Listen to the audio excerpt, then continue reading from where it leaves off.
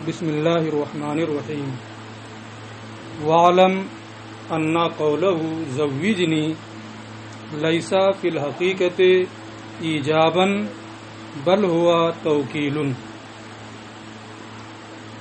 واضح رہے کہ عاقد کا قول زوجنی حقیقت میں ایجاب نہیں ہے، بل ہوا توکیل، بلکہ وہ وکیل بنانا ہے۔ اشارتاً میں نے اس سے پہلے کے درس میں یہ بات واضح کی تھی کہ زوجنی یہ وکیل بنانا ہے اور زوجتو اس کے بعد میں جو کہے گا وہ ایجاب اور قبول دونوں ہے۔ یہاں شارح علیہ الرحمہ نے اسی کو وضاحت کے ساتھ بیان کیا ہے کہ اس کا قول زوجنی یہ حقیقت میں ایجاب نہیں ہے بلکہ یہ وکیل بنانا ہے کہ میرا نکاح کر دو، نکاح کرنے کا اس کے ذریعے سے وکیل بنانا ہے۔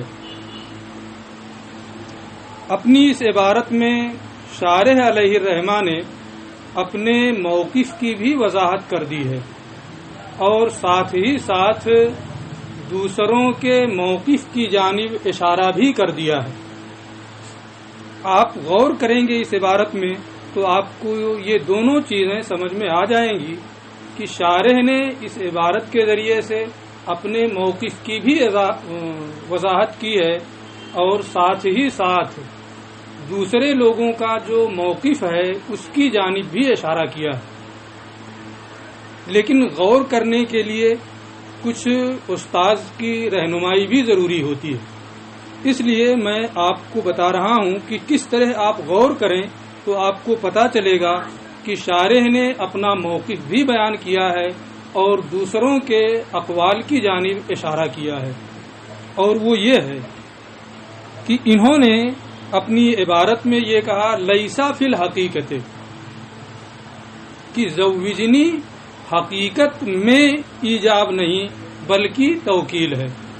تو فی الحقیقت کا لفظ یہ استعمال کر رہے ہیں، یعنی ہمارے نزدیک جو راجح ہے، ہمارے نزدیک جو حقیقت ہے وہ یہ ہے کہ زوجنی یہ ایجاب نہیں ہے بلکہ وکیل بنانا ہے، اور اسی فی الحقیقت کے ذریعے سے یہ اس بات کی جانب بھی اشارہ کر رہے ہیں کہ دوسرے لوگوں کی رائے اور دوسرے لوگوں کا مذہب اس سلسلے میں یہ ہے کہ زوجنی ایجاب ہے، اور اس کے بعد میں جو زوجتو کہے گا وہ کیا ہے؟ قبول ہے۔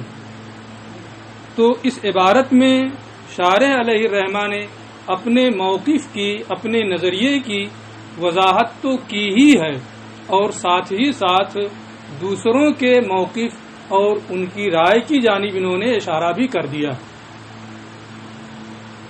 وَعْلَمْ أَنَّ قَوْلَهُ زَوِّجْنِي، جان لو کہ اس کا قول زوجنی یہ حقیقت میں ایجاب نہیں ہے بلکہ یہ وکیل بنانا ہے۔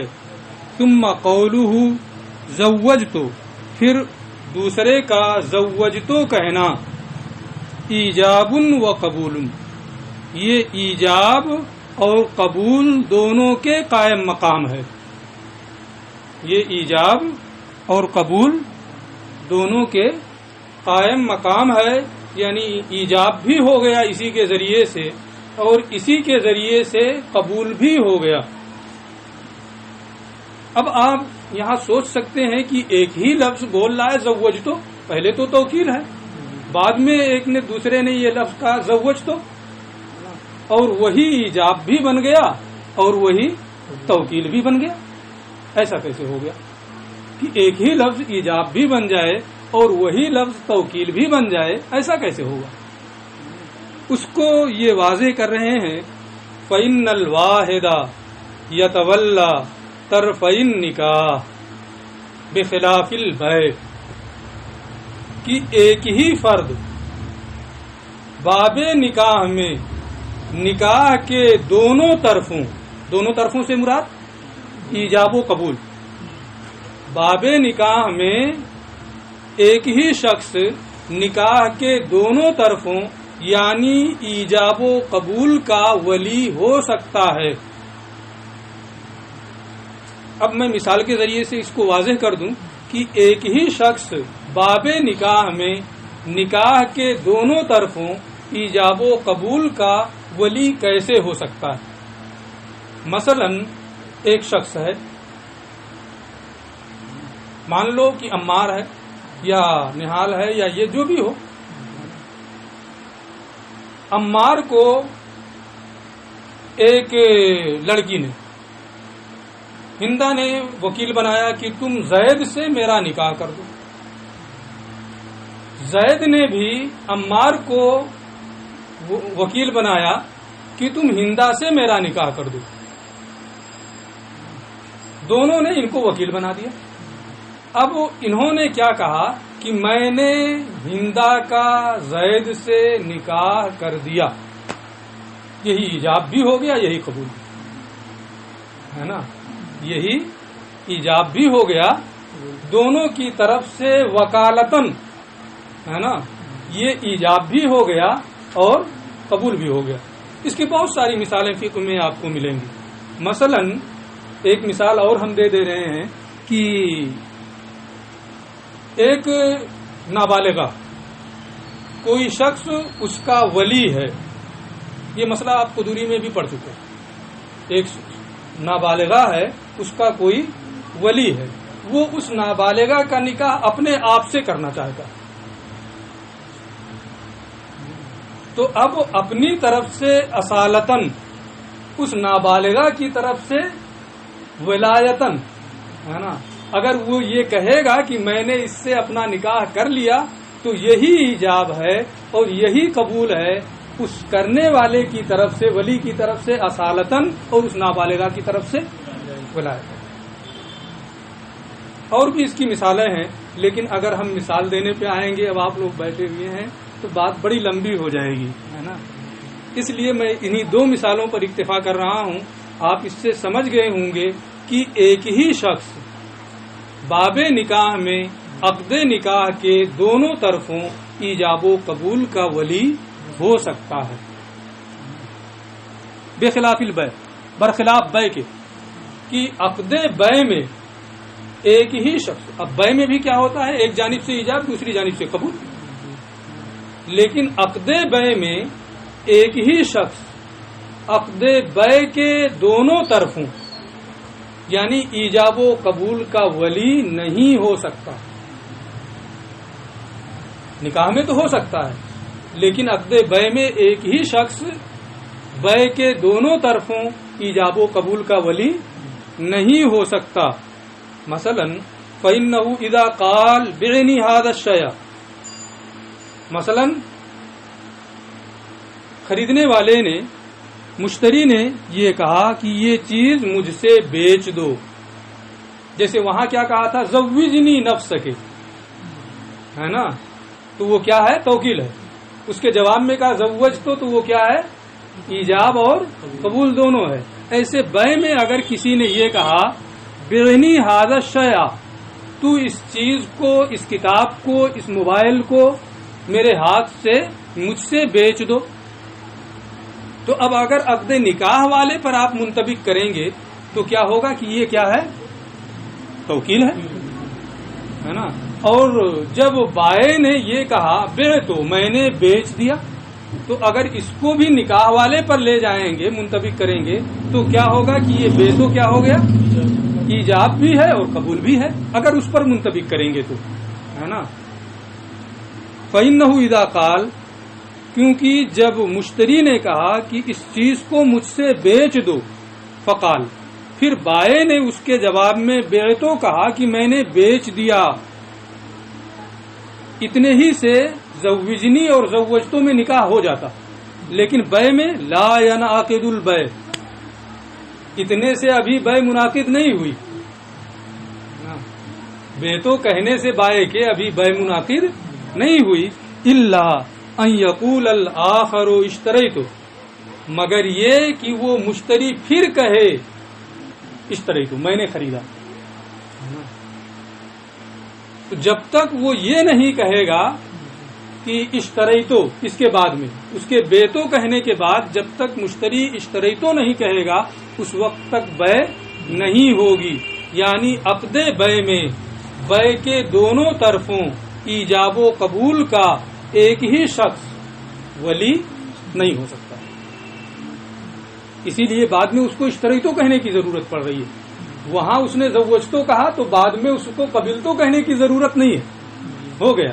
لیکن یہاں اشتریتو کہنے کی ضرورت ہے. اگر نہیں کہے گا تو بے نہیں ہوگی. معلوم ہوا کہ عقد بے میں بے کے دونوں طرفوں کا ایک ہی شخص ولی نہیں ہو سکتا ہے. فرق کیوں کیا؟ دونوں عقد ہے، بے بھی ایک عقد ہے نا، نکاح بھی ایک عقد. نکاح میں کہہ رہے ہیں کہ زوجنی یہ توکیل ہے، اس کے بعد زوجتو یہ ایجاب اور قبول دونوں ہے.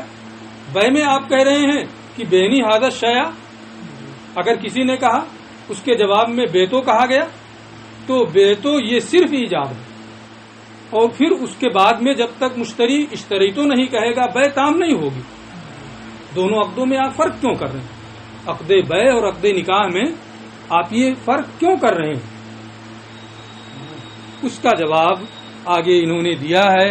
اور اگر کسی نے میرے پاس قدوری پڑھی ہوگی تو میں نے قدوری پڑھاتے ہوئے بھی اس کا جواب دیا ہے نا. اسی جواب کو یہاں پر یہ دوبارہ تفصیل سے ذرا بیان کر رہے ہیں، چونکہ وہاں کتاب میں نہیں ہے، الگ سے میں نے اس کی وضاحت کی تھی، یہاں کتاب میں موجود ہے. صرف فرق اتنا ہے.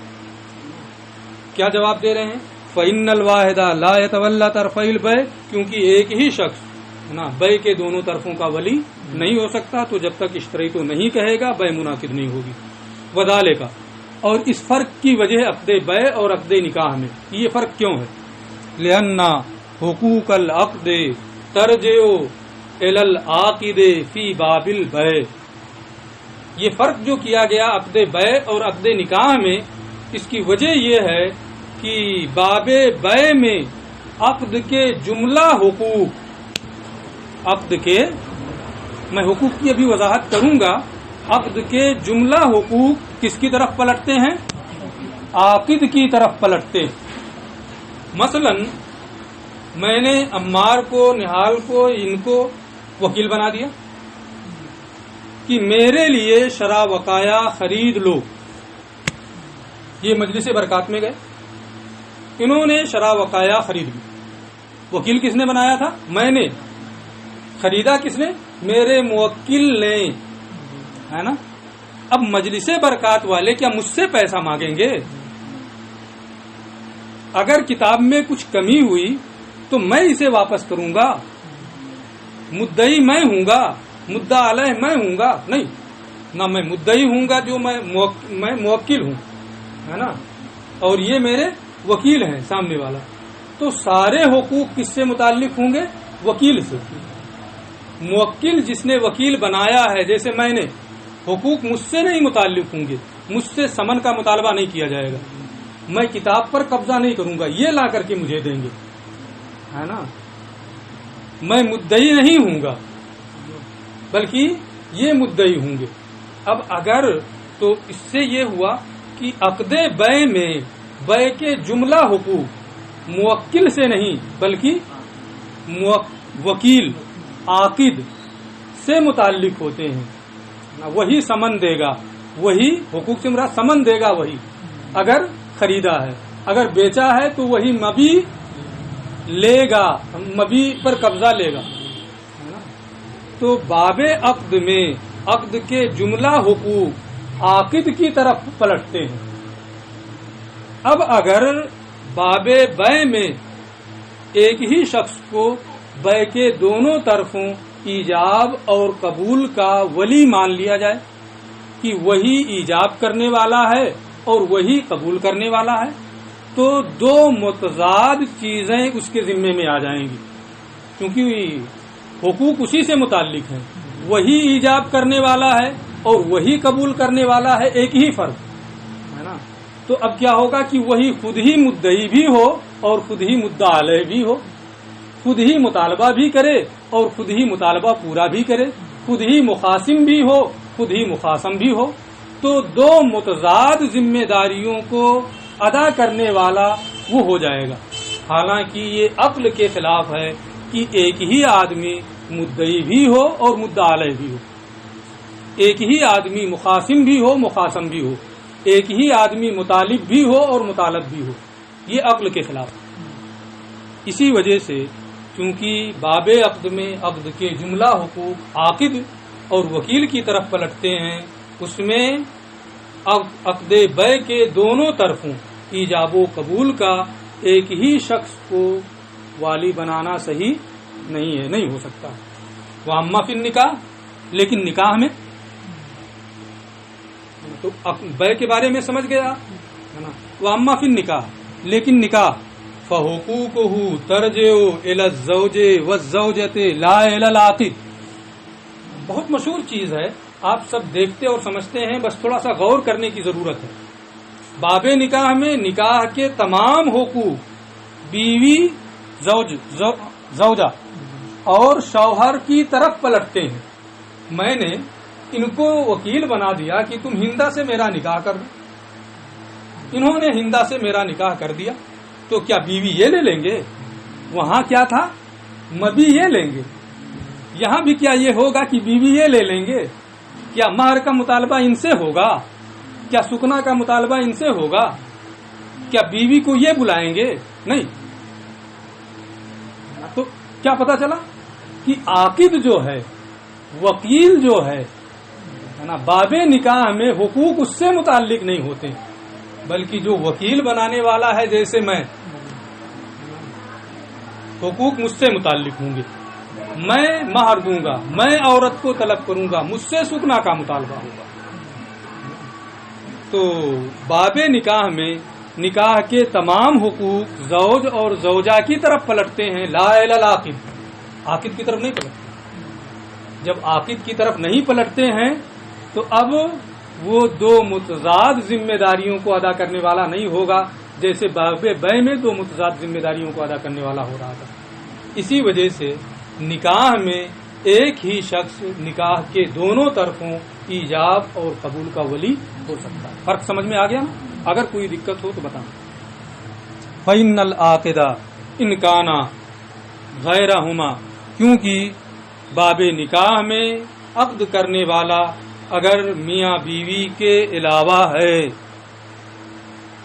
فهو سفیر محض، یہی لفظ میں استعمال کرتا تھا قدوری پڑھاتے ہوئے، تو وہ کیا ہے؟ سفیر محض ہے، صرف ایک واسطہ ہے، اس سے نکاح نہیں ہوگا، اس سے مہر کا مطالبہ نہیں ہوگا، ہے نا، وہ عورت کو طلب نہیں کرے گا، اس سے سکنا کا مطالبہ، صرف وہ ایک واسطہ ہے، ایک ذریعہ ہے نا، اور بس۔ برخلاف باب بیع کے کہ وہاں نکاح کے جملہ حقوق عاقد کی طرف پلٹتے ہیں۔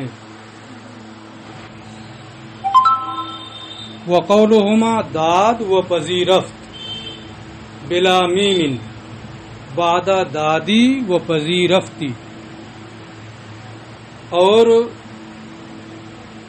عاقدین کا داد اور پذیرفت کہنا بغیر ضمیر متکلم میم کے، فارسی میں ضمیر متکلم کیا ہے؟ میم، تو دادم اور پذیرفتم کے بجائے داد اور پذیرفت کہنا عاقدین کا، میاں بیوی کا داد اور پذیرفت کہنا کب؟ بعد دادی، دادی اور پذیرفتی کے بعد۔ ایک نے یہ کہا، دادی تو نے مجھے اپنی تو نے اپنے آپ کو میری زوجیت میں دیا، تو ادھر سے اس نے کہا داد دیا، پھر اس نے کہا کہ پذیرفتی تو نے اپنے نکاح میں مجھے قبول کیا، اس نے کہا پذیرفت، قبول کیا، نہ اس نے یہ کہا دادم میں نے دیا، اور نہ اس نے کہا پذیرفتم میں نے قبول کیا، صرف کیا کہا داد دیا، اور اس نے بھی کیا کہا پذیرفت ہے نا قبول کیا۔ ضمیر متکلم جو میم ہے اس کو ذکر نہیں کیا، تو اس کے ذریعے سے بھی نکاح منعقد ہو جائے گا، اس کے ذریعے سے بھی نکاح منعقد ہو جائے گا۔ یہاں ایک چیز اور غور کرنے کی ہے کہ یہ حاشیے میں تھوڑا سا ہم کو سمجھ میں نہیں آ رہا کیا انہوں نے کہہ دیا ہے، میں جو بتا رہا ہوں وہی صحیح ہے، میں جو کہہ رہا ہوں وہ صحیح ہے 100%، باقی آپ کہاں کیا دیکھیں گے اس سے ہم کو مطلب نہیں۔ یہاں جو ہے کہ بادہ دادی و پذیرفتی، یہ لف و نشر مرتب کہ ایک نے کیا کہا دادی تو نے اپنے آپ کو میری زوجیت میں دیا، تو اس نے کیا کہا داد، پھر اس نے کیا کہا پذیرفتی تو نے قبول کیا، اس نے کیا کہا پذیرفت قبول کیا، تو داد اس نے کہا ہے دادی کے بعد میں، اور پذیرفت اس نے کہا ہے پذیرفتی کے بعد میں، تو یہ بادہ دادی، یہ داد بادہ دادی، پذیرفت بادہ پذیرفتی ہے نا، یہ عبارت ہے، لیکن دونوں کو پہلے ذکر کر دیا اس لیے بعد میں بھی دونوں کو ذکر کر دیا ہے، اس پر خاص توجہ ہونی چاہیے۔ بعض لوگوں نے اس میں تھوڑا گڑبڑ کیا، یہی چیز میں جو کہہ رہا ہوں اس کو خیال کریں، اور ان دونوں کا یعنی زوجین کا بغیر میم یعنی ضمیر متکلم کے داد اور پذیرفت کہنا، دادی اور پذیرفتی کے بعد اس کے ذریعے سے بھی نکاح منعقد ہو جائے گا، نکاح صحیح ہے۔ اذا قیل للمرأۃ خیشتن را بزن فلاں بفلاں دادی، یعنی جب عورت سے کہا گیا کہ کیا تو نے اپنے آپ کو فلاں کی زوجیت میں دیا، یعنی جب استفہام کا صیغہ، تو ایک طرف سے جب کہا گیا کیا تو نے فلاں کی زوجیت میں اپنے آپ کو دیا، اس نے کہا دیا، تو اب اس طرف سے پھر قبول ہونا چاہیے، دونوں جانب سے تلفظ ہونا چاہیے، ایک جانب سے اگر ہوگا تو وہ کافی نہیں ہوگا، یہ استفہام میں۔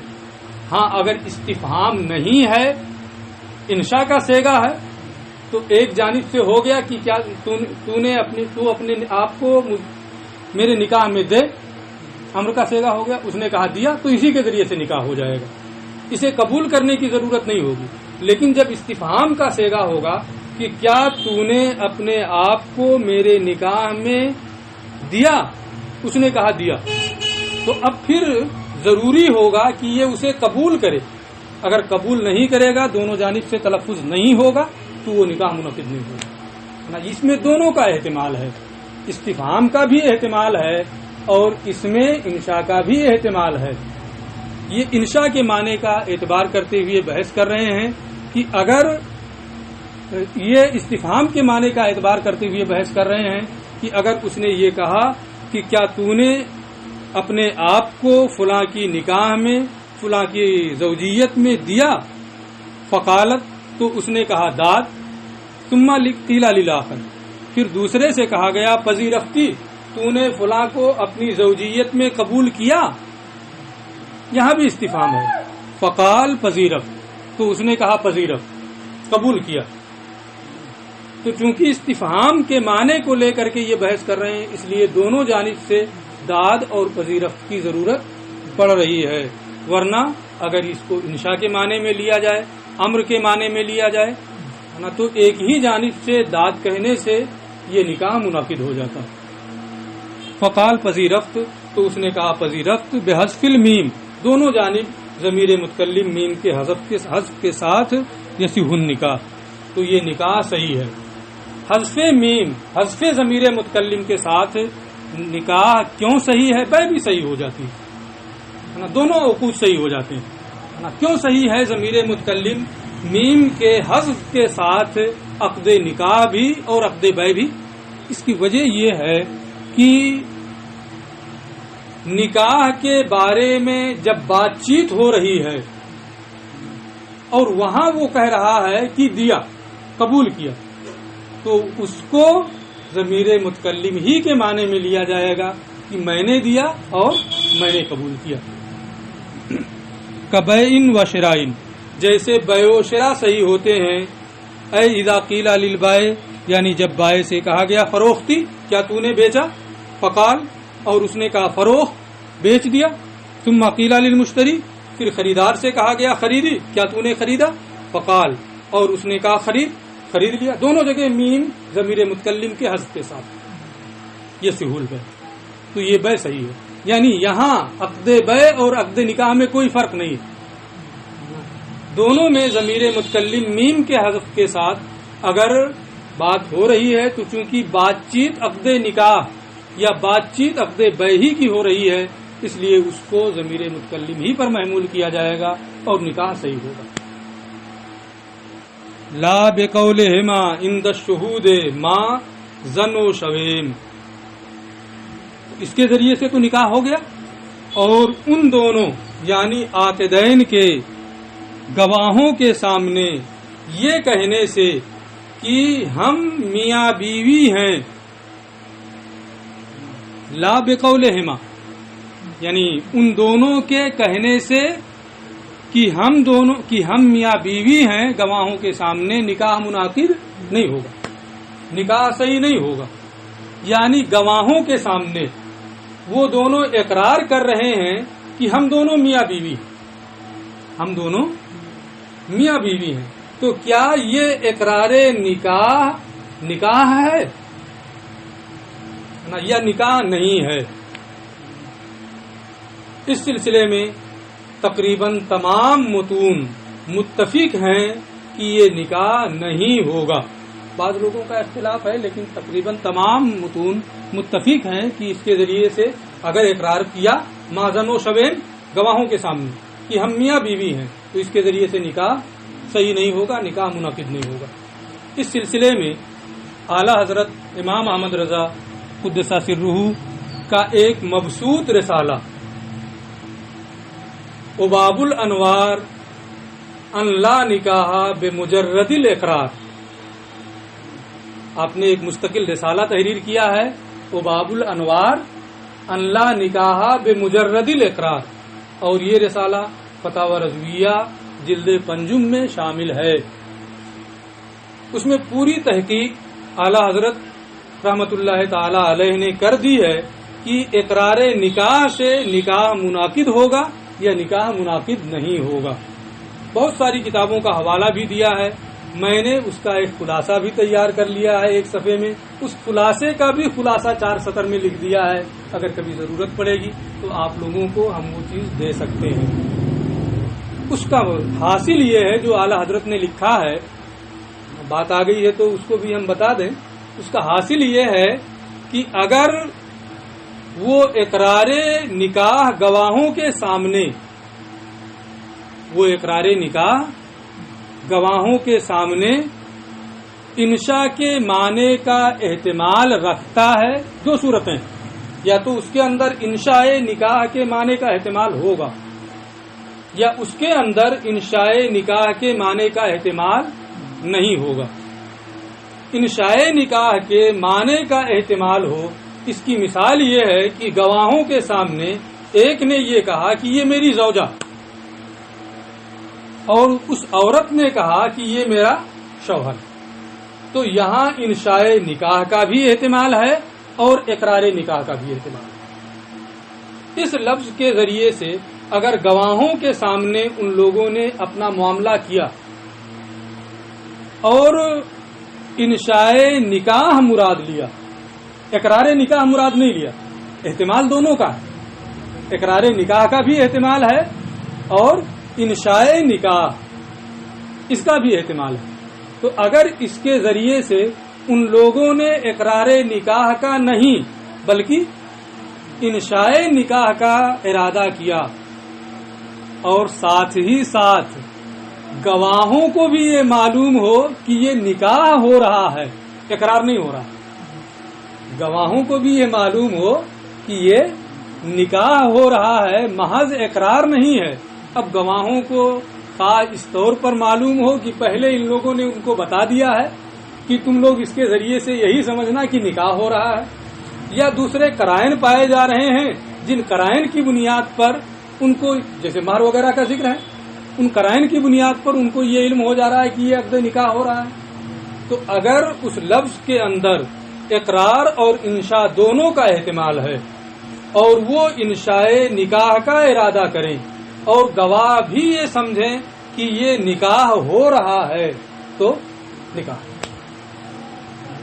لیکن اگر اس لفظ کے اندر انشاء نکاح کا احتمال ہی نہیں ہے، گواہوں کے سامنے وہ یہ کہہ رہے ہیں کہ میں نے اس سے نکاح کیا ہے، عورت بھی کہہ رہی ہے کہ میں نے اس سے نکاح کیا ہے، تو یہ صرف اخبار کے لیے متعین ہے، یہ صرف اخبار کے لیے متعین ہے، یہاں انشاء کا احتمال ہی نہیں پایا جاتا۔ یہ سرے سے جھوٹ ہے، یہ سرے سے جھوٹ ہے جب پہلے سے عقد نکاح نہیں ہوا ہے۔ اس لیے اگر انشاء کا احتمال نہیں، وہ لفظ صرف اور صرف اخبار کے لیے متعین ہے، تو اس کے ذریعے سے نکاح منعقد نہیں ہوگا۔